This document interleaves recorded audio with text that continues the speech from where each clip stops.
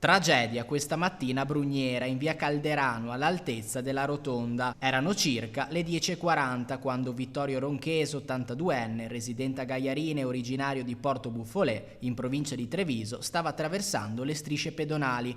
Strisce che, come si nota chiaramente dalle immagini, appaiono ormai sbiadite e poco visibili, anche se sul posto è presente la segnaletica verticale che ne segnala la presenza. In quell'istante è sopraggiunto un camion condotto da un autotrasportatore uzbeko di 33 anni al volante di un mezzo intestato a una società lituana. L'uomo non è riuscito a frenare in tempo e ha travolto l'anziano mentre si trovava in mezzo alla carreggiata. Sul luogo dell'incidente sono arrivati in pochi minuti i soccorritori del 118 che hanno prestato le prime cure all'82enne. L'anziano è stato poi trasportato d'urgenza all'ospedale di Pordenone e accolto nel reparto di terapia intensiva, ma le gravissime lesioni riportate nell'urto non gli hanno lasciato scampo. Poco dopo il ricovero, i medici non hanno potuto fare altro che constatarne il decesso. A seguire i rilievi, i carabinieri della compagnia di Sacile, che hanno avviato tutti gli accertamenti per ricostruire la dinamica dell'incidente e verificare ogni dettaglio. Al momento, il camionista uzbeko, 33enne, risulta indagato per omicidio stradale. Lo conoscevo, una persona riservata,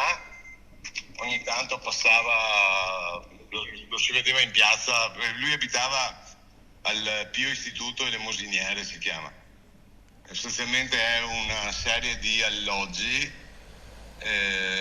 dove c'è la partecipazione del privato, la parrocchia e il comune. Sono questi mini alloggi dove vivono una decina di famiglie, di persone.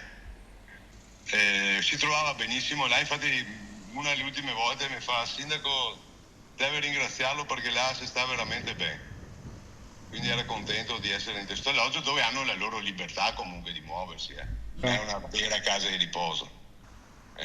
Chi è nelle condizioni va in giro a piedi piuttosto che come lui stamattina in bicicletta, e poi molto probabilmente, penso io, facendo la strada per andare al centro di uno si va di là a Brugnera e lì dalla rotonda, ahimè, è successo quello che è successo. Beh, assolutamente di vicinanza ai familiari, a quanti l'hanno conosciuto, ed è sempre comunque una perdita. Se quando perdi qualcuno sempre ti dispiace, sempre, a prescindere dall'età.